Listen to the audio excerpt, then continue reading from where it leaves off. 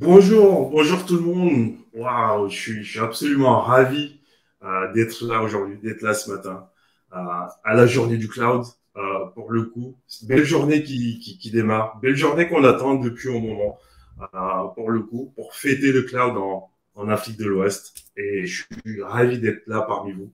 Je me présente, je m'appelle Amadou Merico et j'ai le plaisir de lancer cette journée sur la partie keynote. Je ne serai pas seul, donc vous allez voir, on a une petite surprise pour vous, quelqu'un qui va parler d'innovation avec le cloud pour cette belle journée.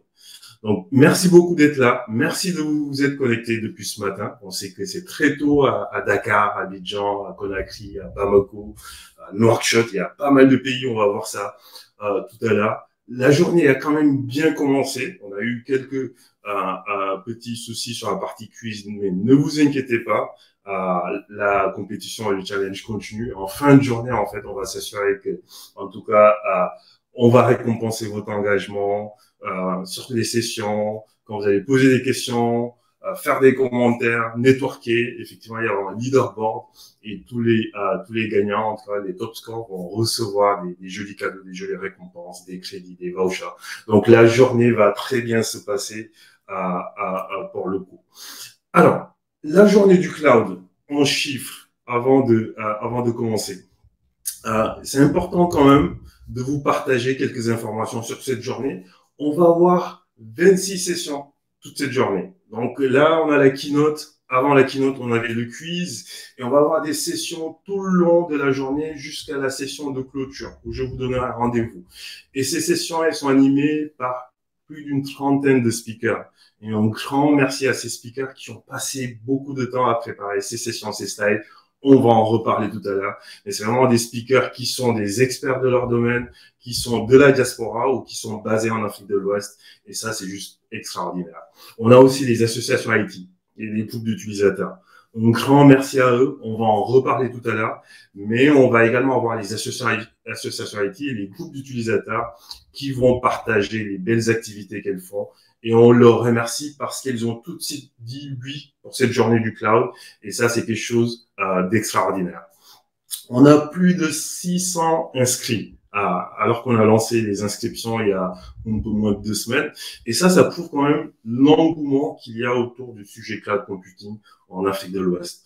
On est super excités, très contents de vous avoir samedi, d'avoir plus de 600 inscrits. Et vous voyez sur la carte que ces 600 inscrits viennent de plusieurs pays. Donc on a compté 25 pays de par le monde. Et je pense qu'il y en a un peu plus depuis la dernière fois. Et donc, ces speakers, enfin, ces participants, c'est essentiellement l'Afrique de l'Ouest francophone, mais également de la diaspora, hein, des gens des États-Unis, on a des gens de la France, de l'Europe, de Dubaï, qui se connectent pour fêter le cloud avec toute l'Afrique de l'Ouest. Et on est super ravis, en fait, de les avoir aujourd'hui. La journée du cloud, c'est un événement unique, mais comme on dit, en fait, il faut tout un village pour éduquer un enfant. Et cet enfant, cette journée du cloud, je pense qu'on doit d'abord vous remercier, vous, en tant que participant, qui vous connectez, et qui fait que cette journée soit possible, mais également les speakers qui ont travaillé d'arrache-pied en parallèle de leur travail pour vous proposer des sessions de qualité dans leur domaine d'expertise, que ce soit l'intelligence artificielle, que ce soit le DevOps, que ce soit la sécurité, que ce soit sur des sujets beaucoup plus stratégiques, tels que l'adoption du cloud en Afrique de façon générale et en Afrique de l'Ouest, que ce soit du AWS, du GCP, du Azure. Ces speakers ont pour but, en fait, de partager leur savoir, de faire du give back, et on les remercie pour ça parce que c'est pas quelque chose d'évident. Et vous, en tant que participant à cette belle journée du cloud, la meilleure façon de les remercier, c'est d'assister au maximum de sessions, c'est de partager vos commentaires, de partager vos feedbacks à la fin de chaque session et de faire que cette journée du cloud soit véritablement la fête du cloud qu'on attendait tous. Je veux également remercier les sponsors et les partenaires. Comme on le disait tout à l'heure, cette journée du cloud, elle n'aurait pas été possible sans les speakers, sans vous, mais elle n'aurait pas été possible également sans nos sponsors et nos partenaires. Et j'étais absolument ravi de voir l'engouement dès qu'on a commencé à parler avec ces associations, ces groupes IT, l'engouement qu'ils avaient et puis l'intérêt et la volonté qu'ils avaient à faire que cette journée du cloud soit un succès. Au quotidien, ces associations IT et ces groupes d'utilisateurs font un boulot extraordinaire en fait. Ils font un boulot d'évangélisation autour de l'IT. Ils font un boulot de partage dans des communautés. C'est quelque chose qui prend du temps. Et souvent, ils le font en parallèle d'autres activités professionnelles. Et ce qu'on s'est dit en organisant cette journée du cloud, c'est que c'était une super opportunité de mettre en avant toutes ces associations et de mettre en avant tout le travail remarquable qu'ils font. Je remercie également les sponsors à côté des associations. Je remercie Eliasov. Je remercie également Silver 6, notamment Adama Diouf, pour le coup, qui a une session juste après la keynote. On a eu un super échange il y a 2 semaines avec Adama. Et ce qui était très intéressant, c'était de voir qu'on partageait la même vision. C'est-à-dire la vision d'un cloud qui est une opportunité en Afrique de l'Ouest et puis d'initiatives qu'il faut lancer en fait pour pouvoir accélérer ce sujet. Et Adama a tout de suite dit oui et a tout de suite mis à disposition toutes les ressources avec son équipe Silver 6 pour que cette journée du cloud soit une réussite. Donc, merci à Adama, merci à tous les sponsors, merci aux user group et merci à toutes les communautés IT qui sont là aujourd'hui. Il faut aussi qu'on remercie l'équipe parce que c'est un travail énorme, c'est un travail monstre en fait d'organiser une journée comme ça, un événement qui est unique, quelque chose qui n'a jamais été fait en fait pour le coup. C'est la première fois qu'on le fait et on s'est fait aider, on s'est fait accompagner, mais j'aimerais prendre du temps en début de journée pour remercier toutes ces femmes et tous ces hommes qui ont fait que ça soit possible. Jusqu'à hier soir, jusqu'à minuit, on était sur un call en train de préparer cette journée pour faire que les sessions soient de qualité, pour faire en sorte que l'organisation soit de qualité, pour faire en sorte que vous, participants, vous puissiez profiter au maximum de cette journée du cloud. Donc, merci à eux et je pense que ça vaut le coup de les applaudir parce que c'est pas fini. Vous allez les retrouver dans les sessions tout au long de la journée. En fait, ils vont être hôtes des sessions, ils vont répondre à vos questions dans les groupes WhatsApp, ils vont partager des posts sur les canaux Instagram et LinkedIn. Donc, bravo à l'équipe et bravo au travail qu'ils ont effectué jusque-là. Pourquoi la journée du cloud? Maintenant qu'on a expliqué un peu ce que c'était en chiffres et qu'on a vu qui participait à cette journée du cloud, la journée du cloud a pour unique but de contribuer à une mission, celle de démocratiser le cloud, l'apprentissage du cloud en Afrique de l'Ouest. C'est un projet ambitieux, c'est un grand projet et je pense notamment au speaker ce matin qui s'est réveillé, qui a envoyé un message en disant « c'est une belle journée qui commence ». C'est un grand projet, c'est un projet ambitieux et il était super content et super ravi de contribuer à ce projet. Ce projet, donc c'est la mission en fait de démocratiser le cloud en Afrique et ça passe par plusieurs étapes. La première étape, et c'est ce que permet de faire la journée du cloud, c'est de comprendre le cloud. Qu'est-ce que le cloud computing? Qu'est-ce que ça peut nous apporter? Quels sont les leviers en fait, l'accélération que le cloud computing peut nous apporter? Donc, il faut comprendre les opportunités, mais il faut également comprendre les challenges du cloud computing. Il faut embrasser les deux parce que si on veut profiter au maximum du cloud computing, effectivement, il ne faut pas juste regarder les opportunités, les challenges, que ce soit la connectivité, que ce soit la réglementation, que ce soit les compétences. C'est des sujets importants qu'il faut tout de suite comprendre, regarder et commencer à apprendre le cloud computing. Parce qu'on parle de talent. Voilà, les talents de demain, les talents d'aujourd'hui, ceux qui travaillent déjà dans l'IT, qui savent que le cloud est une formidable opportunité d'innover. Il faut qu'ils aient les moyens d'apprendre, il faut qu'ils aient les moyens de savoir ce que le cloud leur apporte. Et la journée du cloud, cette conférence, cette webconférence, c'est une opportunité pour tout le monde de s'inscrire ou de suivre gratuitement des sessions qui sont données par des speakers qui sont experts dans leur domaine. Et tout cela, bien entendu, pour innover. Et j'ai l'habitude de dire, pour ceux avec qui je discute souvent, le cloud computing, c'est une formidable opportunité pour moi, Sénégalais ou Malien ou Ivoirien ou Mauritanien, de créer ma start-up à Dakar ou à Nouakchott ou à Abidjan et puis d'utiliser les mêmes services qu'un fournisseur de streaming tel que Netflix ou qu'une grande entreprise du CAC 40. On est à égalité au niveau technologique. Même si moi je suis à Dakar, j'utilise le même service en fait que ce grand acteur ou que ces grands acteurs du monde technologie. Et ça, c'est une formidable opportunité qu'il faut comprendre, apprendre. Et justement, il faut pouvoir la saisir pour innover. Et donc, innover avec le cloud, ça va être la thématique, ça va être le thème de cette journée de conférence. Et justement, pour parler d'innovation, j'ai eu le plaisir d'introduire, enfin, de passer la main à Beiba Bakargei, qui a accepté de participer à cette journée de conférence. Merci beaucoup, Beiba Bakar, qui nous vient de Microsoft Canada. Et je vais passer la main à Beiba Bakar et profiter de cette belle journée et profiter de toutes les sessions. Je vous remercie beaucoup.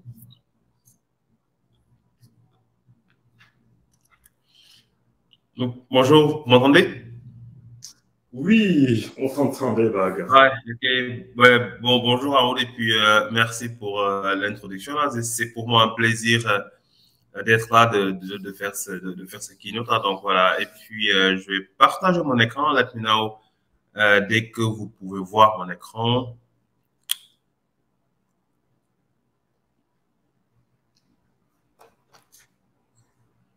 C'est beau, vous voyez mon écran? Oui, on voit. Ok, super. Bon, voilà, donc je vais parler un peu de l'innovation, donc innover avec le cloud. Alors, et puis je vais essayer d'aller comme à un rythme assez normal, pas trop lent, pas trop rapide, espérant que je pourrais faire dans 18 minutes donc, pour la présentation, espérant que je vais pouvoir le faire dans ce temps-là. Et puis, voilà, donc Amadou vient de faire ma présentation, donc je vais pas le refaire, justement que je suis présent dans les réseaux sociaux, sur Twitter, sur LinkedIn, là, donc n'hésitez pas à me pinguer ou à me faire un POC, là. C'est vraiment un plaisir de vous répondre et puis de parler avec vous. Ok, donc voilà, donc par rapport à, je vais rapidement donc euh, adresser un certain nombre de points. Ça ne sera pas exactement dans cet ordre, mais l'idée générale, voilà, c'est de parler de l'innovation, c'est de parler du cloud, c'est de parler aussi donc des avantages et puis de la possibilité que le cloud donc va vous permettre de faire afin d'innover. Et puis, voilà, et puis voilà. Donc du coup, ben, introduction rapide là. Je suppose que tout le monde est déjà là, mais moi j'aime bien rappeler certaines notions pour m'assurer que les autres, ils ont la même compréhension que moi.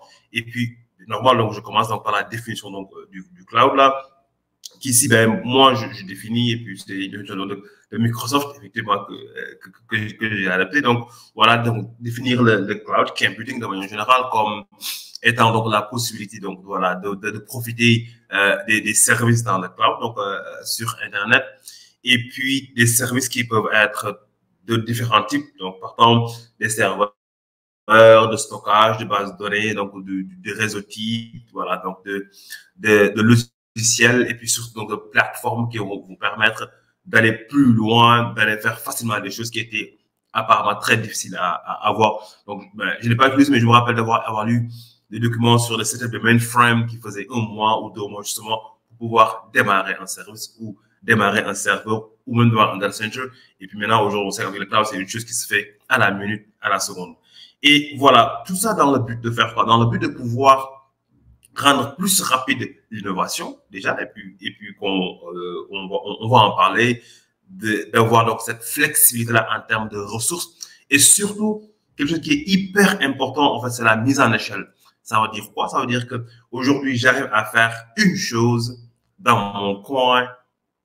Quelle est la possibilité que je puisse partager cette chose-là très rapidement? Donc, et puis c'est ça un peu l'innovation donc qu'on voit dans et tout ça est rendu possible grâce à quoi? Mais grâce à ce qu'on appelle as a service, comme vous le savez. Donc voilà, des infrastructures qui sont capables d'être spinnées en des secondes, des plateformes qui sont capables d'être déployées en des secondes. Donc on n'a pas de serveur, ok? On a des applications qu'on est capable de mettre en place dans les secondes. Parce que tout ça là, c'est des services. En 3, 4 mouvements, on est capable donc de déployer tout ça là. Et tout ça, donc, ça va aller vers quoi? Ça va aller vers l'innovation. Et puis, une fois de plus, je reviens pour redéfinir, donc, c'est quoi l'innovation pour moi? Donc, l'innovation pour moi, effectivement, c'est une définition aussi que j'ai pris de Forbes et de Gartner aussi, toujours dans la même définition, pour dire qu'effectivement, que l'innovation, ben, ce n'est en fait, rien d'autre que, voilà, que ce processus-là de pouvoir mettre en place des produits qui vont percer, des produits et services qui vont percer et qui vont en quelque sorte être adaptés par les clients. Et donc, dans le processus de l'innovation, il y a ce qu'on appelle les early adopters, les personnes qui vont plus, en fait, qui vont plus adapter le produit ou l'utiliser, ou bien les services. Et souvent, quand vous innovez, il est important parce qu'en fait, la manière dont les consommateurs adaptent des produits, c'est qu'on parle de 15% déjà, donc ils vont souvent adapter le produit très rapidement. Après, tu as un 65% qui va l'adapter de manière assez normale, là, logique, et puis tu as après un autre 30 ou 20% là qui vont l'adapter très tardivement. Et il est important quand vous faites de l'innovation que vous visez ces 15 premiers pourcents là, qui eux souvent sont des leads et c'est les influenceurs qui vont aider les autres à influencer. Donc, du coup, votre processus d'innovation, il est important donc que ça puisse donc cibler cette 15% là.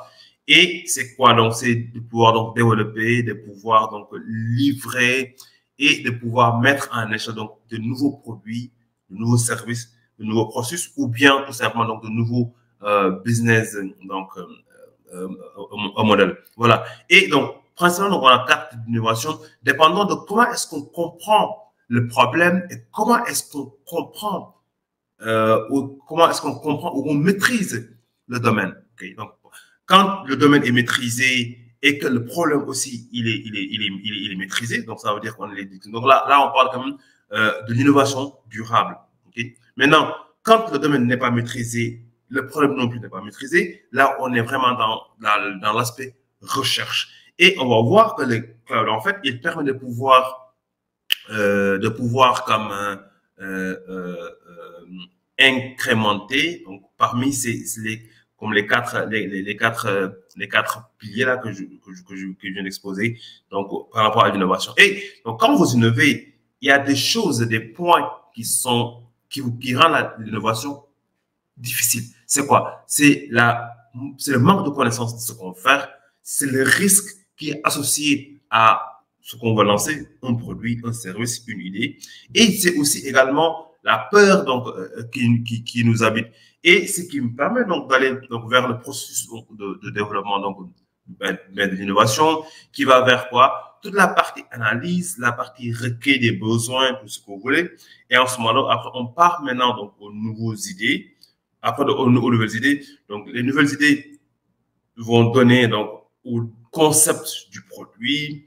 Après, donc, ça va aller donc vers le test. Et puis maintenant, les 15% là dont je parlais, ils vont commencer à introduire, à s'introduire et puis à utiliser le produit, le service ou même, on va dire, l'idée qui a été émise donc, à travers donc, ce processus-là. Et il y a des parties qui sont comme incrémentales et puis itératifs. Donc, c'est principalement donc, quand vous avez vos idées, vous voulez tester un concept, ça marche pas, on revient, etc.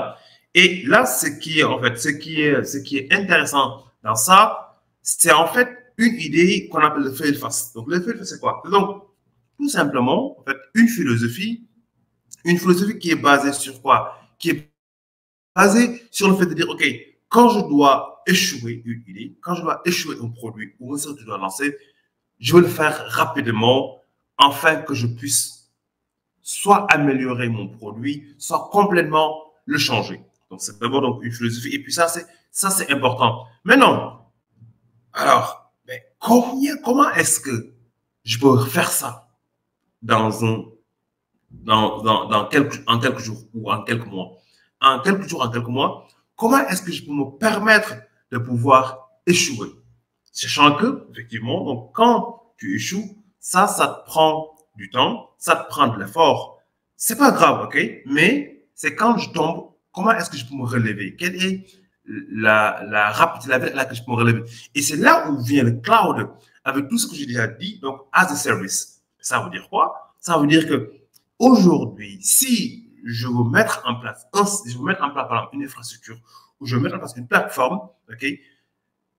Je ne vais pas le build from scratch. Je ne vais pas le créer. Je ne vais pas acheter des serveurs. Non. Okay. Le cloud est là. Il me permet en un clic, il me permet en un clic ou bien en un claquement de doigts de pouvoir régénérer une nouvelle infrastructure, de pouvoir recréer une nouvelle plateforme, de pouvoir recréer un nouveau logiciel rapidement. Donc, ce qui fait quoi? Ce qui fait que si je reviens ici sur, OK, combien de fois je peux échouer et repartir mon idée en 2 jours, je veux dire, c'est extrêmement rapide et c'est ça maintenant où le cloud va venir donc pour pouvoir faciliter et puis rendre plus rapidement tous ces aspects liés donc à l'innovation. Et puis voilà, mais qu'est-ce que le cloud va offrir? Le cloud va offrir effectivement donc cet aspect de mise en échelle et la flexibilité. En faisant quoi? Ben, les services, par définition dans le cloud, ils le sont. Et aussi, il y a cet aspect donc de élasticité et l'aspect donc à la demande des services qu'on veut. Les services qui sont provisionnés, ils sont provisionnés à la demande. Et le fait que ça soit provisionné à la demande, qu'il soit élastique, ça veut dire quoi? Ben, ça augmente, tu vois. Ça augmente comme je veux, ça augmente selon mes besoins. Si j'ai besoin ici, par exemple, de faire donc de la poterie, si j'ai besoin de 1 kg d'argile, je l'ai. Si j'ai besoin de 3 kg d'argile, je l'ai. Et ça me permet quoi? Ça me permet d'aller donc plus rapidement dans mon innovation. Ensuite, l'autre chose, c'est quoi? C'est plutôt l'accélération en termes de développement et de déploiement. J'ai mis en place mes pots, okay? J'en ai un prototype que j'ai déjà fait. Et grâce au cloud, je peux en faire plusieurs très rapidement, donc à travers des processus que vous connaissez, notamment donc l'agilité et la rapidité à laquelle je peux spinner, créer de l'infrastructure ou des plateformes, et puis tout ce qui est aussi donc CI/CD, okay, DevOps, CloudOps, etc. Ça me permet aussi de créer des pipelines rapidement et de les déployer afin de pouvoir créer plusieurs pots en un claquement de doigts. Et puis autre chose, autre bénéfice aussi donc qu'offre la cloud, c'est tout ce qui est, on sait qu'aujourd'hui tout ce qui est data analytics et machine learning, ça, c'est comme, c'est le buzz, ok? Et l'offre cloud en termes de données et puis d'analytics est tout juste genre amazing, ok? C'est tout juste amazing.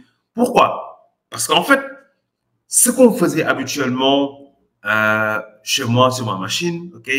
J'étais obligé d'assembler, de garder plusieurs données, des machines puissantes pour pouvoir aller vers une innovation qui fait appel à la donnée, que ce soit en termes d'apprentissage de machine, enfin de machine learning, donc apprentissage de machine, ou bien que ce soit en termes de modélisation, justement, en termes de données. Aujourd'hui, c'est les choses que le cloud donc, vous donne par défaut, by default, donc, et ça vous permet donc d'innover plus rapidement parce qu'il y a des étapes soit qui ne sont plus en fait nécessaires pour vous parce qu'il y a quelqu'un qui les a fait à votre place, et puis notamment c'est des étapes qui prenaient du temps. Mais moi je me rappelle avoir fait des apprentissages qui ont duré par exemple voilà, des mois et des semaines. Et puis aujourd'hui j'ai un modèle qui est pré-entraîné, notamment on parle de ChatGPT, on parle de tout ce qui est GPT aujourd'hui et qui vont permettre de pouvoir donc aller dans ça. Maintenant cependant, bien vrai que le cloud, il nous permet d'innover rapidement à travers donc tout ce qui est as a service, comme j'ai dit, à travers aussi donc la scalabilité, etc. Mais il y a quand même challenges et puis considérations qu'il faudrait prendre en compte. C'est quoi notamment? C'est le challenge qu'il faudrait donc dans l'adoption donc des technologies cloud, parce qu'on le sait, il y a toujours un aspect gestion de changement qui est très difficile. Et comme on dit aujourd'hui, les solutions technologiques aujourd'hui, effectivement, l'aspect technique, en réalité, ça prend 20%, mais les 80%, c'est un peu le changement des comportements, donc le changement des habitudes. Donc, cet aspect d'adoption-là, qui aujourd'hui, ça va constituer un grand challenge quand on va passer donc, dans le cloud. Et aussi, en quelque sorte, après, on a aussi donc, le fait que dans certains clouds, par exemple, que le fournisseur donc, du cloud, il y a des services qui ne fournissent que dans son cloud. Et puis, parfois, l'interconnexion entre les différents clouds, ça va être difficile. Mais par contre, la bonne nouvelle ici est que très souvent, les fournisseurs de cloud peuvent échanger des données. Okay? Ça veut dire que partir d'un fournisseur de cloud, tu es capable d'accéder à tes données qui sont chez un autre fournisseur, mais la technologie quand même, comment est-ce que les données sont processées, etc., ça peut rester spécifique donc et commercial à ton vendeur. Après aussi, il y a le problème de souveraineté de données. Ben, on sait que les fournisseurs de cloud, ils ont des data centers où les données sont stockées. Les data centers, elles ne sont pas disponibles à travers le monde entier. Dans certains pays seulement, il y en a. Donc, ce qui fait que dans d'autres pays, si on veut, par exemple, adopter le cloud dans d'autres pays, effectivement, il y a cet aspect de souveraineté-là qui peuvent se poser. Et naturellement, ça donne aussi quelques problèmes qui peuvent être liés donc à la conformité. Et effectivement, autre chose qui est important de savoir, c'est que très bien, le cloud est là, il permet d'innover rapidement, mais aussi, c'est pas une chose on ne doit pas y aller les yeux fermés. Il faut d'abord définir une stratégie qui va vous permettre de mitiger d'abord les risques et effectivement de voir comment est-ce que les différents challenges qu'on vient de parler là, ils peuvent être adressés. Et puis, il y a aussi tout ce qui est donc best practice. Ça veut dire quoi? Les meilleures pratiques en termes de cloud. Oui, on peut leverage le cloud donc pour l'innovation, très bien, mais aussi l'importance d'avoir une stratégie qui est bien définie et surtout aussi le grow mindset. Ça veut dire quoi? Ça veut dire que la culture même de l'expérimentation et donc l'apprentissage continu, parce que c'est des choses qui changent du jour au lendemain. Je prends l'exemple de Microsoft Build. On sait que, par exemple, dans le Microsoft Build, là, ils ont présenté beaucoup de nouveaux produits qui vont même changer la manière de penser, qui vont complètement changer la manière de faire des choses. Donc, il faut avoir dans ce gros mindset-là, de se dire, OK, je sais que je suis docteur, je comprends plein de choses, mais attention, il y a des choses que je comprends pas, il faut que j'aille vers la compréhension. Et puis donc, je vais finir rapidement par quelques exemples d'utilisation qui sont possibles, effectivement, donc, pour l'utilisation du cloud, pour innover. Et l'exemple que j'aime bien donner, c'est l'exemple du transport en commun où on est capable, en utilisant donc le cloud, d'innover et puis d'utiliser un certain nombre de données de téléphonie, des temps de ralliement en 2 points des bus, des taux d'occupation de bus, on doit être capable, à l'innovation de cloud, d'avoir une meilleure répartition parmi des bus, qui quoi? Donc, gain de temps, gain en consommation, des bus, éviter donc des bus de relais vides, gain aussi dans les temps d'attente, parce que sur un circuit, si on sait qu'il y a plusieurs personnes et qu'on multiplie le nombre de bus, effectivement, ça va nous permettre d'avoir moins de personnes qui vont attendre, qui vont passer du temps inutile et ça aura un impact hyper important sur le plan socio-économique. Voilà, et puis un autre exemple dans l'agriculture aussi. J'aimerais un autre exemple du cloud, effectivement, et du NLP. Donc, ça se fait à Kampala. Et puis, ce qui a permis d'analyser, par exemple, des réactions du public dans les zones radiophoniques afin de voir comment est-ce que les décisions politiques peuvent être liées. Voilà. Donc, c'est ça.